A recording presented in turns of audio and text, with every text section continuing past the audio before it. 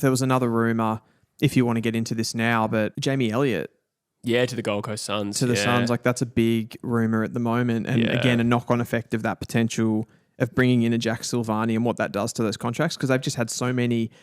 They've drafted really well for a long period of time out of rookie-type drafts, mid-season and those sorts of ones, and SSP and stuff like that. So those guys have always been underpaid. And I think there's like an element where it's like, well, we've sort of done the time now, right?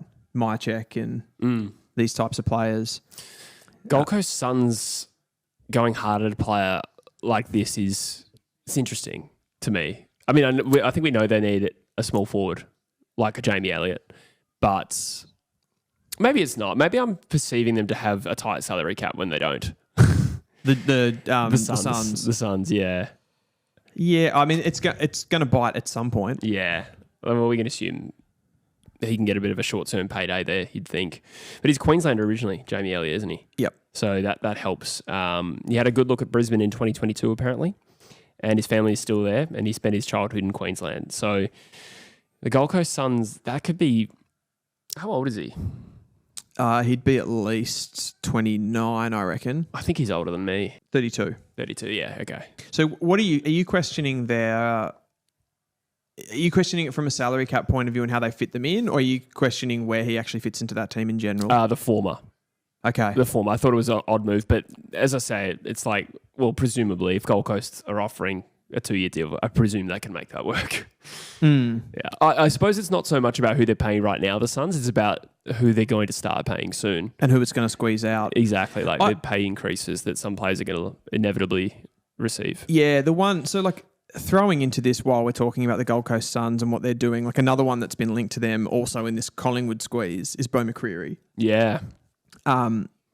He's more odd in the mix. Like obviously he'd be on lower money, yeah, I'd assume as well. So like that makes it a little bit easier for them. But I feel Jamie Elliott does have a little bit of a point of difference on what they currently have in that forward mix. If you think about what Gold Coast have been able to procure in these drafts with the academies and stuff like that, like Lombard, Rogers in the last couple of years, Will Graham, like a lot of guys with speed and power that can play in the forward half of the ground. That's kind of McCreery to me. Yeah. So, like, what does that do? If you go after a McCreery, what does that do for players like Lombard and Rogers who are trying to push into that team? Elliott's a little bit different. Like, he's just a little bit more clever around goal, and he's going to give you that goal output. And I think that's kind of what they're chasing there. They want that really extreme marking / ground level forward. You could argue Ben Long has some of those traits. Yeah, he's had a great year, hasn't he? He has, particularly in the front half of the year. I think he's dropped off a little bit. But, right, yeah. I do think that overall, I reckon what they're doing there with Elliott that makes more sense to me is he's a bit different to what they already have, which is a massive tick, and it's experience in an area of the ground where they don't particularly have a lot of experience. That's a good point. That would be my say. McCreery is more odd because I think that there's players. He's not particularly experienced, although he's a premiership player. Yeah, he's not like it's not like an veteran. Elliott. Yeah, exactly. Yeah. No, you're right. I agree. If it's avenues to goal, like Elliott has that over McCreery for sure. And with their forward mix, and Walter, Reid, even King, like still fairly young. There's not a lot of leadership there necessarily. Yes. Yeah, that's true. Yeah, I heard a little scuttlebutt that Jed Walter might be gettable. Ooh. Yeah. For whom? West Coast. Of course. Did you make up that rumour? I didn't, but it's not from a very credible source, so I will just leave it there. But he was a big Eagles fan. He's from Perth originally, so... Interesting. Yeah. So how did he end up in I think we might have talked about this at one point, but how did he end up in the Gold Coast Academy? I couldn't tell you specifically, but I presume he just moved over. His father got fired. Yeah, I think they just moved over at some point. So he is a West Australian originally, but interesting one to consider. My check on that note, for the record as well, Beau McCreery has a 4-year deal. Like he signed a 4-year deal in 2023, so 2 seasons after this one. So that one doesn't seem very likely to me. Okay. That the Suns are so is successful. he looking to bump up his contract a little bit? I think it's the Gold Coast that have just courting him. Like they've targeted him. See, that's strange to me. But fair play. They might be just trying to get as much, depth in position as possible. Absolutely. And gross. And Jamie Elliott, I think, seems more gettable that one seems a bit more realistic with the contract. Absolutely. And Collingwood inevitably going to have to look at their veterans dropping off one by one as opposed to all at the same time. Yeah. Like this, obviously, like with Pendlebury and Sidebottom, I presume they're playing on. Yeah. I haven't heard anything at to the some contrary. point, like if there's not enough money, That's right. it's going to yeah. push someone out. Yeah, exactly. Yeah. So this could be mutually beneficial. But he's still also a really good player. He's great. And they're in the premiership window, obviously, Collingwood. So that's one to consider. We talked about Myercheck last week as well. It's just Riley Beveridge just doubled down saying he just doesn't see Myercheck signing a 1-year deal. Yeah. So it's kind of like put up or shut up. I think like totally fair from Myercheck's position. Yeah. Just what he's been able to do for them. Like it would feel like a kick in the guts that they're not like they're kind of going like, yeah, thanks, man, but we're kind of we don't really need you. I just think it's a bit unfair. This sort of happened with Lockie Schultz, didn't it? With his exit from Fremantle. Wasn't he sort of the narrative was that he was underpaid over time and then he sort of got fed up with it. Felt like he deserved it. Yeah, like he was delisted and put on the rookie list, so therefore he was a free agent. But wasn't he traded in the end? He was traded in the end. Yeah, he was. But they could sign him as a delisted free agent was the quirk. Anyway, we're getting into that. But I remember that being an interesting part of the... Well, I guess like the question there for me with the Myercheck one, it's like, okay, you might say, well, yeah, he's over 30 and we only want to give him a 1-year deal and there's a squeeze, so he's one that misses out. What are the, like for you, what are the potential knock-on effects of that as far as like, there's obviously the on-field performance that you lose by losing a player like Myercheck and the experience and those sorts of things, but like what the messaging, I guess, for like the rest of the team, does it communicate that you don't really value what someone's done in the past? Do you think that matters to players, or do you think it's like one of those business decisions where you sort of go like, well, It's a good question. I think that, with a connected Collingwood group that have been playing together for a while, like I feel like it could absolutely cause some disharmony. But then I also think we said the same thing about Adam Treloar when that whole thing blew up in 2019 and we thought, this is going to have a knock-on effect. And sure, they did have a disastrous season the next year, to be fair, but then they won a premiership not long after that. So it's fun. Yeah, it's funny. I feel like there is room to be ruthless. Yeah. I'm not against making ruthless decisions, but sometimes they feel unnecessary. Yeah, in this case, it probably does. Yeah. But, I mean, if there's a hypothetical situation where they lose Myercheck and Jamie Elliott, that is severely weaken their forward line. I think it's horrendous. There's a lot of for them. goals, yeah. Yeah. I mean, there's nothing. They might keep them both. It's just, And I think if say, Elliott left, then I think Myercheck would probably get the offer he's wanting. Yeah. If that makes sense, to return him. Does he have a likely club, Myercheck? I can't remember. I think the Demons in Sydney were linked to him, but I don't and North, I think. No, that was Jake Lever, sorry. No, it was... yeah, that makes more sense. Yep. But yeah, very, very preliminary. I don't think he's necessarily wanting to leave. It's just one thing that he might wriggle out. Sure. We had gone a couple of minutes there without a West Coast rumour. Would you like to get back to what we're really here to talk about? And I thought it started with Jed Walter. Yeah, that was 2 minutes ago. And his dad. Yeah. No, just a quick one. Mitch Duncan to West Coast seems like it might actually take shape because I hadn't heard of it, but then he was asked about it. And he says the possibility of finishing his career at another club has been floated and he's been linked to a move to West Coast. And then he says, I don't think I'll be playing at Geelong. And that's pretty much on both terms. There's still a little bit to go this year and we'll see how it pans out. So I guess what I'm saying there, it seems... Well, he's openly saying I'm not going to be at Geelong next year. So it's a case of does he retire? He's West Australian. Yep. I suppose look at it from a West Coast point of view, and Geelong's probably not going to lose too much sleep over a 35-year-old Mitch Duncan finishing up. But do you think it'd be a good get for West Coast to get him as a playing coach who then transitions into an assistant coaching role? This is like your classic win-win for me. Yeah. Geelong, kind of surplus to requirements at Geelong. Great player. Absolutely great player. I'd worry about West Coast recruiting him and like the body breaking down and he just like ends up playing no games. Yeah. But it's is it worth it though? Is it worth if he plays not a single game but he's basically an assistant coach? That's the risk. That's the it's minimal risk, exactly, isn't it? Yeah. Very minimal. He strikes me as the kind of player with his skill set that is perfect for what you need right now. Yeah. I feel like I've talked about this so much, but like the ball control factor for me with West Coast is terrible. You just like don't have users. You basically like you're one of those teams that like if you actually win it, which is unlikely, you'll lose it straight away anyway. So Mitch Duncan can help with that, I think. So and if depressing. no, win-win. Like you said, even if he didn't play that much, it probably isn't a big deal. I do actually think, though, from an on-field perspective, if he came in, there is some value there. No, there's value. There's an on-field value there for me. I think that's a great pickup for West Coast. It seems like it very much could happen. You know what does kind of annoy me, though? Just the idea that, like, West Coast held on to their veterans too long. Oh, you got an old aging list, and then you need to cut all the dead wood, and then suddenly, where are all your experienced players at, bro? You need to get Mitch Duncan. It's like, well, we had, and it's more probably frustration that these players didn't hold that they dropped off. Yeah. It's frustration that they became shit players. North have entered the race for Starcevich, apparently. This is again coming from Gettable. What are your thoughts on Starcevich, who has been, I think, only really linked to West Coast, or maybe that's just the media I consume. Maybe there's more suitors in Melbourne, but now North is one of them named. Again, it would factor heavily for me on price. I don't hate it. Like bringing in a premiership player, experienced.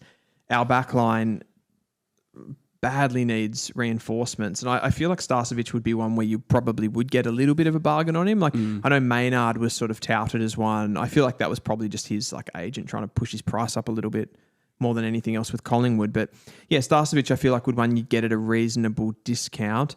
Like he's not going to move the needle. Yeah, but our backline, just in North Melbourne situation with our backline being so terrible, I feel like he could maybe come back there and just be a calm head. Someone that could go back there. That would go against, though, what you said when you brought him up for West Coast and the idea that he's doing it to kind of get more of a midfield opportunity. Yes, I don't know where that came from, to be honest with you. It depends what his reasoning is for leaving, essentially. I can't remember off the top of my head what that source was and how concrete that was. Because I wouldn't have thought he's going to get more midfield opportunity at North Melbourne. No, that would only be harder for him, you'd think, than West Coast. Yeah. Not Brisbane, but... Yeah, not Brisbane, yeah. Jack Silvani has 5 clubs interested in him, so I suppose that's the update. And North Melbourne, apparently, according to Mitch Cleary, are also interested. I think Jack Silvani's a really good player. Like, don't get me wrong here, but like, how has he turned into the second coming of Wayne Carey since he's... There's always someone like this every offseason. Like Peatling, to be fair, is a good player, but like he was the topic last year, I reckon. Like 6 clubs went after Peatling. Yeah. Can't remember who they all were. I suppose on some level, every time like a decent player comes up, every club should be somewhat interested and have a bit of a look at it. But yeah, it feels like Silvani's got like basically the premiership favourites at the time were chasing him. He's a good key tool. I think that could pretty much come into any team and help. But he's not that good, is he? He's like more of a second. Yeah. He's a Robin to your Batman, I would have thought. Agreed. Do you see him as a forward or a defender? Defender, probably, at the moment. Yeah, I think the same. Yeah. Collingwood, the Bulldogs, Essendon, Sydney. So we talked about Sydney. We made that connection ourselves as being one that makes sense. Put yourself in Jack Silvani's shoes. Where's the most attractive prospect for you to go of those clubs? If we're ignoring geography? Yeah, ignore geography. Just professionalism. We're professional athletes here. Sydney Swans would be cool. Tell me why. I think that they have between them and the Bulldogs, I suppose it's true of Collingwood, but as much as anyone in that group, they have the list that can win a premiership. And you could contribute to that, exactly, right? and pretty good job security there as well. Yeah. I suppose all of these clubs need tools, so that's probably not a big question here, but I think Sydney has the most, the Bulldogs probably have the most raw talent. Oh, maybe it's Sydney, to be honest. That's hard to compare. You'd be pretty happy with either one of those clubs. I mean, clearly Essendon and North Melbourne from where they are on the ladder. Yeah. I feel like Essendon's the outlier of like not really making sense given who they've taken in the mid-season draft. Potentially he's an upgrade, so fair play. Yeah, for me, there's 2. It's Sydney and the Dogs. Yeah. Given, again, like he could slot straight into a defence in a really good team and kind of do something special there. So I think that those, from a competitive point of view, the only attraction for North is probably money, if that was the case. Like, you'd go to North for more money, maybe. Yeah. But with respect, like, when you have Sydney and the Bulldogs, I more meant it from a perspective of, like, career, what you could get out, because he's not coming into North Melbourne and playing finals straight away. No, that's right. Yeah, whereas Sydney and the Bulldogs, and Collingwood. I suppose with Collingwood, it's a bit stigmatised, a Silvani going to play for him. Yeah. So would you want to finesse that to get around that by not going to a Collingwood? And At Collingwood, do you think he comes straight in and plays the sort of like Jeremy Howe second up defender role, or kind of what? I've forgotten his name now. Who's the guy that got concussed in the grand final and retired? Murphy, yeah, that sort of role. Yeah. I mean, they need depth in that position, right? Yes. And Jeremy Howe's not a young man anymore, and I think he's out of contract. He's like 35, isn't he? Yeah, he's really old. 35, yeah. Blake Acres. Blakers. Any takers? That was not an intentional rhyme, but... I don't think Blake Acres has enough speed to really dominate that position. He does have some traits. Like, I won't absolutely spray him. I think he's a really bad kick, which is like... If you're getting the ball in the wing out in space, like, I want some good delivery. Errol Goulden's the sort of prototypical one that I would see as like the best. But like, look what Ollie Dempsey does, and it's largely off the back of like pace. Dempsey's not a Goulden. Like, he's not surgically picking you apart by foot, but it's the athleticism that Akers is decent overhead and he's a good size. But I think he's like, for that position, he's like too bigger bodied and heavy. Doesn't move well enough and doesn't use the ball well enough. So, and then what other position are you going to play? Like, could he play as like an intercept defender? A bit of an undersized medium defender, maybe, but I don't know. Kicking would be still a concern there. Yeah, who wants him? It's just that he's gettable, I think. I don't know. The article actually says another club will also need to be interested in him, but he's gettable. It's actually word for word what it says. So he's on the open market. I think it's one of those, Carlton obviously doing a bit of a stock take of where they're at, and one of those players that is considered gettable. He's moved around a lot. This would be his fourth club if he got traded. Yeah, I would have thought that I would suggest then that that's coming from Carlton. Yeah. And they're going, we don't really see this guy, but maybe somebody else might take him, like maybe in North Melbourne. They did it with Caleb Daniel. Yeah. They'll do it again with Blake Acres. Yeah. Somebody that's like not good enough. I think the only club that would really, like, it makes sense for is West Coast. And the logic of that is just that they need that bigger body to the midfield. Whereas so you'd actually play him on ball then? I think so. Yeah, okay. Whereas, like, I see value in that. Whereas, like, North's too much advanced for really getting value out of that at this stage. He looks like that's what I'm sort of saying. For me as a winger, he doesn't look like the right body shape. Yeah. Which that's a fairly surface level thing to say, because sometimes players, but attributally, I think that stacks up as well. Like, I don't think he moves well enough, essentially, to play in that role. Like, I think speed is so important as a modern day winger. Yeah, that's true. A bit of a list crunch at Essendon and North Melbourne. So Essendon in particular, because they've had to take so many mid-season draftees, they've got 48 players on the list. I think only one of them was committed for 18 months. So a bunch of the decisions have to be made. Any interest, or any player who is currently out of contract that you could see at another home? So Will Setterfield is probably the name. Yeah, I'm just going to bring up their list. It really, for me, with Essendon, it hinges on what they do in the draft. Yeah. Well, they could potentially have 3 first-round picks too. Yes. Will Setterfield, Jaden Laverde, Jackson Pryor, who's been there for 1 year or two. Because I reckon there's going to be a knock-on effect for them as far as in that, because they're going to have those like stack selections in the top end, right? Yep. The Melbourne pick and their pick. They got another academy player, Suede and Elashkar. Oh yeah. So they've got 2 this year and some more coming. But nice. They're a little bit further back, so I think they'll be able to hold their top end selections. No one's going to bid on those guys before those ones come up. So I feel like for example, Setterfield, if they don't get Oliver Greaves, if they draft Oliver Greaves, I think they will get rid of Setterfield. Interesting. And if they don't, like, you know what I mean? That's kind of like they're intrinsically linked, but they'll get sort of the best available. So if they don't get Greaves, they're not necessarily going to take another player like that. Yeah. Instead, you know what I mean? Because of how exactly. You kind of tend to not do that in the top 10, right? Yeah, that's right. Yeah. Mind you, they will have had to have made all their list decisions prior to the draft. They will. Yeah, that's what I'm thinking. So I feel like they're going to. They'll be figuring. I think with a player like Setterfield, is he an option to trade? Is that just had a contract? So he doesn't have a contract with Essendon at the moment. Yeah. Where do you think he sort of fits in? And like, could he go to another club and improve them? Yeah, again, but I think he's a stopgap kind of big-bodied midfielder that would benefit a young team. looking for support or a good team looking at depth. Someone like a West Coast, do you think? Yeah, I mean, there's such a, every time a midfielder comes up, you're like, we could probably use but him. I think West Coast is just such a dire case study of a list right now that any of the like, it's very few players in the league who wouldn't offer some value to West Coast. Yeah, okay.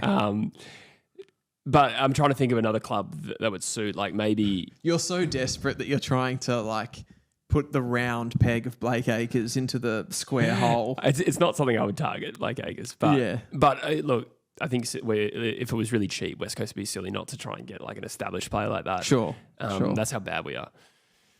But Setterfield, like, I still think he could contribute to a decent team. It's just probably a team that needs some depth, but he wouldn't need to play every week. I suppose if he's out of contract, beggars can't be choosers. But like, would a Collingwood even as someone who comes in and plays a role as depth? Because they don't really have a lot of young midfielders coming through, do they? No, but he's not young, is he? Like Setterfield, he's like 26 or 7. You're right. Yes. Sorry, that wasn't so much my point. Just like up and coming depth in their midfield in general. I don't think, like, to answer your question, I don't think there's many clubs. I don't think Collingwood. I feel they've got Tom Mitchell and Ned Long.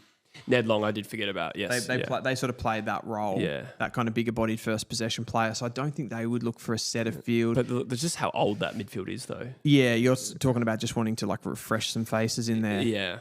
I feel like it's about... I think that's like the problem with the Setterfield. Like, he doesn't have enough transition quality. Yeah. He's good around the ball.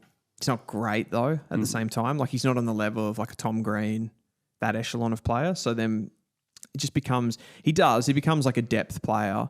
But it would be so much more beneficial for him to be able to get on a list if he was more of a transition type than that, because they just use less of those guys now. Yes. So he's pretty specific. I think... I'm actually thinking through the clubs, and I'm like maybe St Kilda, maybe. But then they've got like Hugh Boxall and guys like that coming through. They've already got their Jack Steele and Jack McRae, so they're probably not going to get another one. Yeah, that's true. There was some suggestion about Steele looking elsewhere because he was made sub. Yes. But I think he's contracted for a start, and I don't know how real that is. I think, these articles pop up when a player gets dropped or whatever. Yeah, and it's rare that a club would actually do that to their captain. Yeah, exactly. So, yeah. But, yeah, West Coast... Would anybody else other than West Coast be looking at a Will Setterfield? I actually don't think St Kilda's a bad option, but, again, it would depend on those other ones. Probably the next one that comes into my mind is Essendon. And he's already there. I was going to say the same thing, But he hasn't even been able to get into that team consistently either. So it's hard. He's injured now, isn't he? He had a season-ending injury. I forgot about that. Yeah, he did too. Yeah. He did. But yeah, really hasn't been able to get on the park consistently for sure. What about some North names before we finish up? I just want to throw some names at you that are out of contract at North Melbourne. Yep. Say keep or delist. Okay. I'll name them. Or trade. Will Phillips. Trade. Cooper Harvey.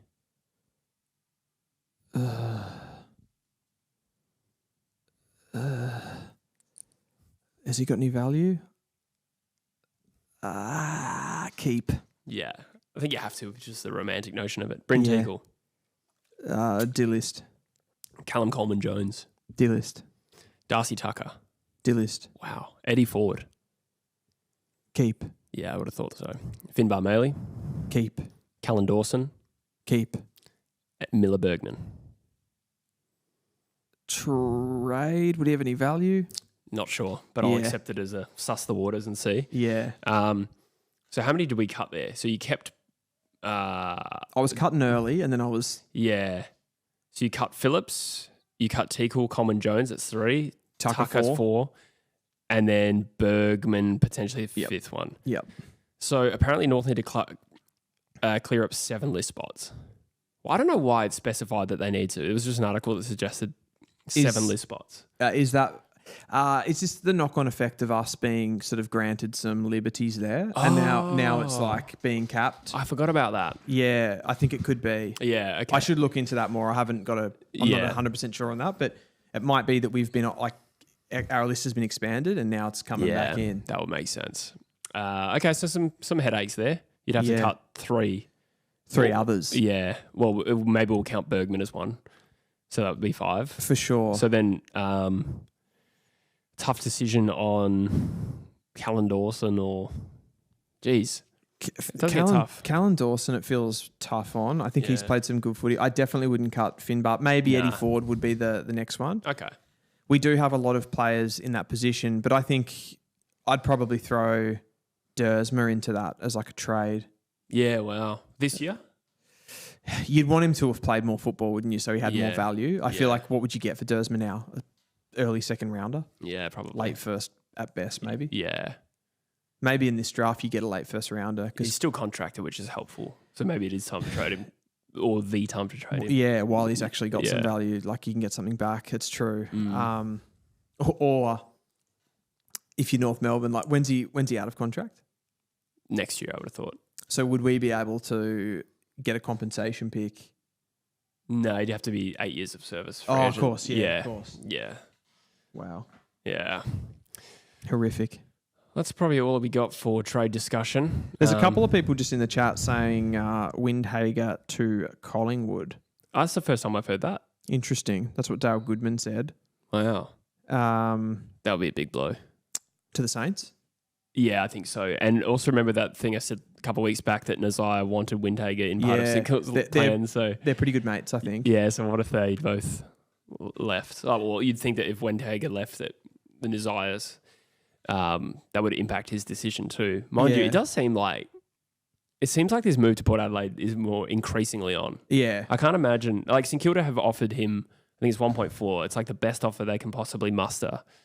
It's not really, I can't see it going any other way from this point. I think it's, I mean, it's most of it right now though of like, oh, he's definitely leaving that sort of camp. It's based on the fact that he hasn't signed, right? It's like the longer it goes of not signing, means it's a higher likelihood that he leaves. Yeah, maybe I shouldn't have said it like that. I can't see it going any other way. It sounds like he's undecided, but what I mean is the momentum of the rumour is moving towards a Port Adelaide move. Yeah. Well, you'd think if he was totally comfortable with staying right now, I feel like there is no greater time for him right now than to sign the contract because it's just like... It's only 2 years too that I think St Kilda have in front of him. Yeah, right. So it's not exactly a big life decision to stay for 2 years. Commitment-wise. Yeah, that's what I mean. Yeah. I reckon we haven't heard the last on Harley Reid either. I got a feeling that I've started to shift in recent times, and I feel like it is actually possible that he leaves this year. Really? Yeah. That's the first time I've heard you say that. Yeah. I think my dirty little spidey senses are tingling. That's such a gross way to say it. Is there any reason for that? Like any tip-offs or is this... No tip-offs. But I've come around to the thinking that I think Harley's management have orchestrated this PR thing to the point where now it looks like West Coast, the ball's in their court. He's put a big contract offer to West Coast, I should say his manager. Yeah. And now it's West Coast has to decide whether they sign this enormous contract. And if they walk away from it, then Harley's image is protected and he goes back to Victoria. Okay, so you think they've actually done that deliberately so that... It's the smart play. It's kind of... Well, it is. He either... Like, they either sign it and say, yeah, fine, and then he gets an amazing amount of money. Yeah. Or, like is they trying to price West Coast out of it? I don't know. I guess all I'll say right now is we definitely haven't heard the end of this. I feel like, well, the latest rumour is Hawthorn are still all in on him as well. Yeah, they've got the hots for him and Butters, right? Yes, exactly right. Who doesn't? Yeah, well, 100%. I think like it's the exact player that they need. Yeah, as well. I think both of those guys would come in and make their midfield. Which one, if you were Hawthorn, just would you prefer Butters or Harley? Butters is probably more immediately going to improve you to a premiership contender, which I'd say they're just on the skirts of that at the moment. So in terms of the immediacy of it, probably Butters, but not by much, because I feel like Harley, with a good preseason, like he's not that far off being able to contribute like Harley that, in would my be opinion. Playing so much better in a better team. He would, exactly. Like it'd almost be, it's like, it's such a sure thing.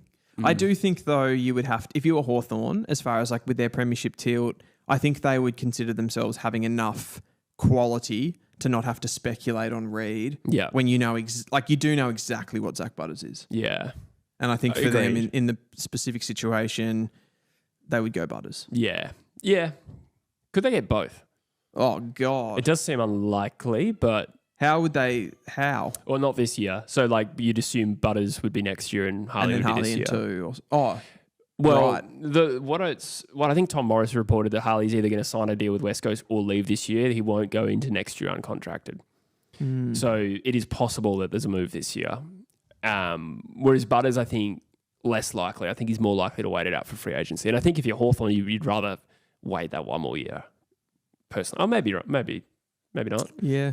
I just think, I suppose you want the player in now to capitalise on the window. You don't want to risk it, but from a cost point of view, as a free agent, it's much more beneficial to get Butters next year. Yeah, it's just the fact that they've brought in other experienced players as well. So like they've got like, I guess, players like Barras. Yeah. Obviously they brought him in for the now. Yeah. Like how much more time do you want to give that? Yeah, that's fair. Yeah. Yeah.